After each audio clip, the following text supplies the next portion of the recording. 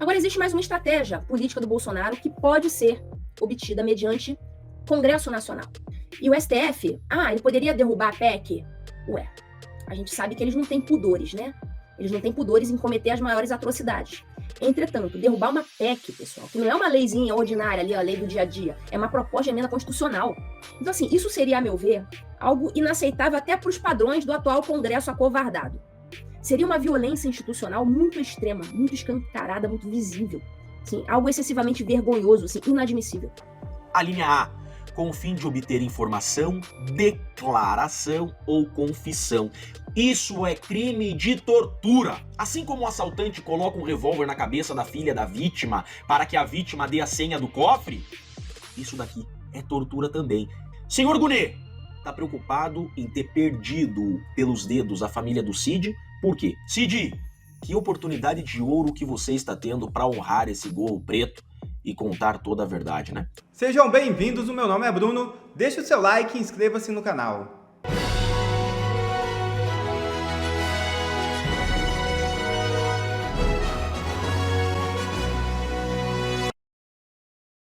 Hugo Motta endurece o discurso e mira STF e Planalto para manter o controle na Câmara. É isso mesmo. O presidente da Câmara dos Deputados, Hugo Motta, mudou o tom. Após semanas de postura conciliadora, o deputado decidiu endurecer a retórica contra o Supremo Tribunal Federal e contra o governo Lula, sinalizando que o modo paz e amor cedeu lugar ao realismo político e à necessidade de manter o apoio de um Congresso inquieto e com escassez de verbas e o avanço de decisões judiciais. Diante da condenação da deputada Carla Zambelli pelo STF, Motta surpreendeu ao afirmar que a decisão sobre a perda do mandato caberá ao plenário da Câmara. A medida, que desafia a tese de que a execução de sentenças seria automática, foi justificada por ele como resposta a um processo inédito. A mudança de postura veio acompanhada de críticas indiretas à postura do Executivo e à pressão do STF sobre as emendas parlamentares. Em especial, Motta ecoou a insatisfação de deputados com as novas regras de tributação das emendas e de comissão travadas neste ano e sem perspectiva de liberação no curto prazo. Não fui eleito presidente da Câmara para servir ao projeto político de ninguém, afirmou Hugo Motta em recado direto ao Palácio do Planalto.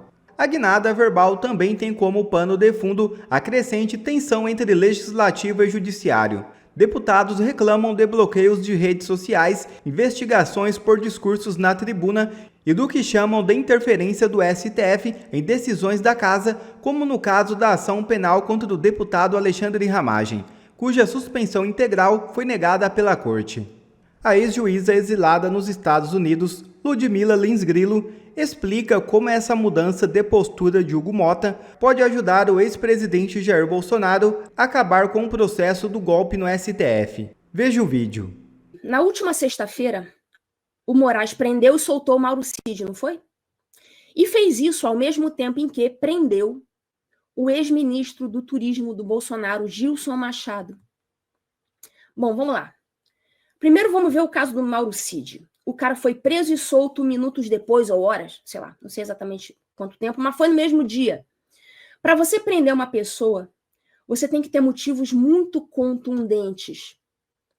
O que aconteceu para ele ser preso e o que aconteceu para ele ser solto no mesmo dia? Porque tem que ter tido um motivo para a prisão e um motivo para a soltura. E tudo isso aconteceu no mesmo dia. Saiu até na Folha de São Paulo que o PGR pediu prisão do Cid após viagem de familiares do Cid aos Estados Unidos. Então a gente estava pensando que essa prisão tinha sido decretada por conta da descoberta daquelas mensagens do perfil Gabriela R702. E depois a gente descobriu que não foi. Foi porque o PGR já tinha pedido prisão do Cid, porque descobriu que os familiares do Cid viajaram para, acho que, Los Angeles. Então estava todo mundo pensando que foi por causa da matéria da Veja, né? Aí quando a gente vai ver é isso. Então eu pergunto o seguinte: a família do Cid, por acaso, estava sob medidas cautelares? A família do Cid, por acaso, estava com aquela proibição de deixar o país? Tanto não estavam que eles deixaram o país, senão eles seriam pegos na Polícia Federal no mesmo momento em que estivessem deixando o país. Viajaram, então eles não tinham medida cautelar nenhuma. Pelo que a gente sabe, não. Ninguém estava ali impedido de viajar quando quiser, para onde quiser. E mais, a reportagem diz que a família do Cid tinha passagem de volta comprada já. Aí depois a imprensa resolveu publicar o motivo pelo qual o Moraes mandou soltar o Cid. Falar, o Moraes mandou prender o Cid de madrugada, mas decidiu dar uma chance para o Cid se explicar antes. Olha o que aconteceu, pessoal. Era uma ordem de prisão, tanto que ele foi preso, e de repente essa ordem de prisão, né, os agentes lá recebem uma ligação, recebem um WhatsApp, tipo o João Kleber, né? Parou, não prende não. Parou. Não prende não. É só uma busca e apreensão. Pega só o celular e vaza. Pergunto, por que o Moraes mudou de ideia? Porque tá claro que ele mudou de ideia, né? Ele mandou prender o Cid e depois ele, João Kleber, parou. Não prende não. Pessoal, mandar prender o Cid após a exposição daquela mentirada toda, né, que ele parece ter praticado no processo, poderia dar a entender que a delação seria tornada sem efeito. Então, mandar prender o Cid, dizendo que o Cid mentiu, obrigaria o Moraes a cancelar a delação dele, a tornar sem efeito, a revogar. E o Moraes não quer revogar a delação do Cid. O Moraes está ali agarrado naquela delação do Cid, como uma tábua de salvação. O Moraes não quer revogar aquilo ali. Então, mandar prender o Cid porque mentiu, ele vai ser obrigado a cancelar, a revogar a delação, e isso ele não quer. Isso seria péssimo para ele.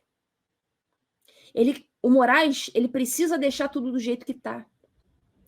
Então, assim, ele, né, agiu ali com o fígado, como sempre. Vou aprender, vou fazer acontecer, eu sou o cara. E depois ele, fiz bobagem. Vou ter que mudar a rota. E mudou a rota. Agora, imagina você, né?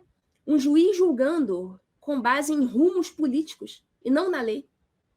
Ou seja, ele mudou a rota porque ele percebeu que a nova prisão do Cid, nessas novas circunstâncias, seria uma prisão desastrosa para ele mesmo, Moraes. Agora, tem uma outra razão para essa prisão, que é uma razão também muito bizarra. O ex-ministro do Turismo, o Gilson Machado, ele foi preso sob o argumento de ter tentado obter um passaporte português para o Mauro Cid. O Gilson falou, entretanto, que ele não fala com o Cid desde 2022 e que ele teve no consulado para resolver outras questões relacionadas acho que a cidadania do pai, alguma coisa assim, de familiar.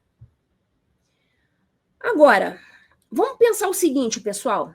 Aí ele foi acusado de estar ajudando o Cid e foi lá e tomou uma prisão. Foi preso. Foi solto, né, no mesmo dia tal. Agora, pensa o seguinte. Digamos que, vamos partir da hipótese que o Gilson quisesse realmente ajudar o Cid. Não sabemos, ele negou. Mas digamos que ele realmente tivesse querido ajudar o Cid. O Cid, eu vou ajudar o Cid a conseguir uma cidadania portuguesa, um passaporte, enfim. Isso aí poderia ser, no máximo, crime de favorecimento pessoal. E a pena, pessoal, do crime de favorecimento pessoal é de 6 meses de detenção. Sabe o que isso significa? Que não cabe prisão preventiva. Prisão preventiva, pessoal, só cabe em crimes cuja pena seja superior a 4 anos. Crimes de favorecimento pessoal, caso tenha havido, a pena máxima é 6 meses. O sujeito não é nem preso. Então, por que o tal do Gilson, o coitado do Gilson Machado, foi preso?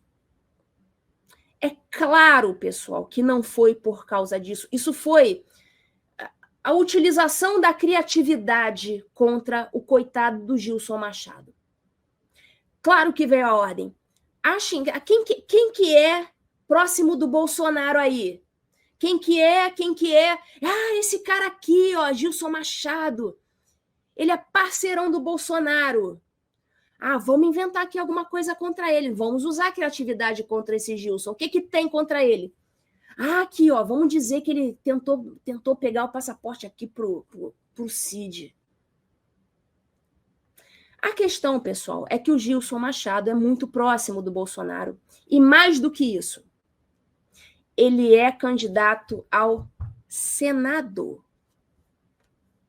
Então, nós temos dois motivos.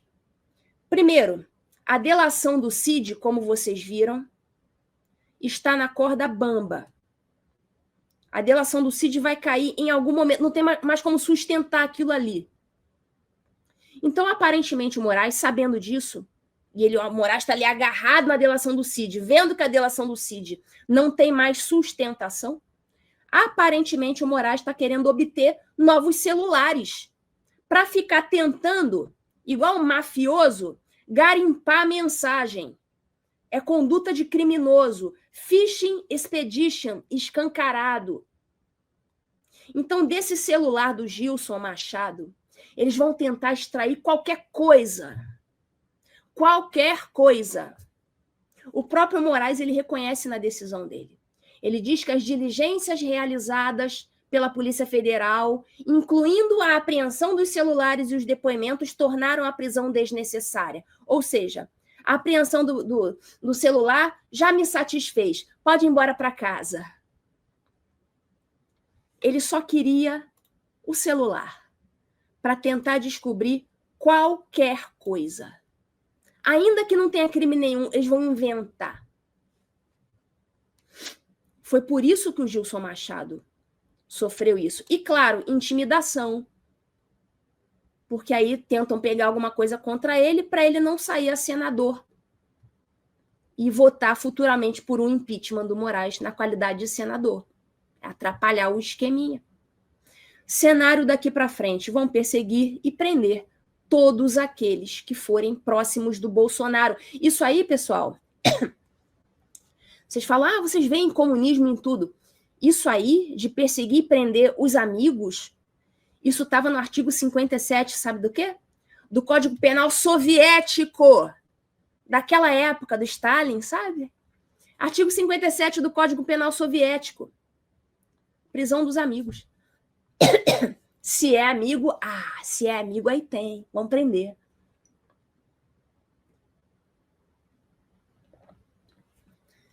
Então, com isso, eles também anulam todas as chances daqueles que tiverem alguma chance para o Senado. Agora, existe mais uma estratégia política do Bolsonaro que pode ser obtida mediante Congresso Nacional, que é o seguinte, que é o fim ou a redução do alcance do foro privilegiado. Caso isso passe, né, seja reduzidas as pessoas que são atingidas pelo foro privilegiado, o processo do Bolsonaro ele passaria imediatamente à primeira instância, sairia do STF e desceria para um juiz de primeira instância, onde claramente, óbvio, há juízes mais sérios, comprometidos, concursados, que não são metidos em política. Então, o processo indo para a primeira instância, esses processos levariam anos para serem julgados, anos para serem concluídos, porque haveria a possibilidade de quê? De um sem número de recursos, até que chegue nos tribunais superiores.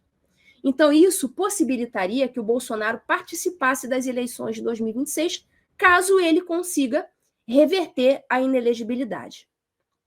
E já existe uma PEC, uma proposta de emenda constitucional, de autoria do ex-senador Álvaro Dias. E essa PEC já foi aprovada pelo Senado, ou seja, já está com meio caminho andado. Já passou pelo Senado, pessoal, a PEC do Álvaro Dias.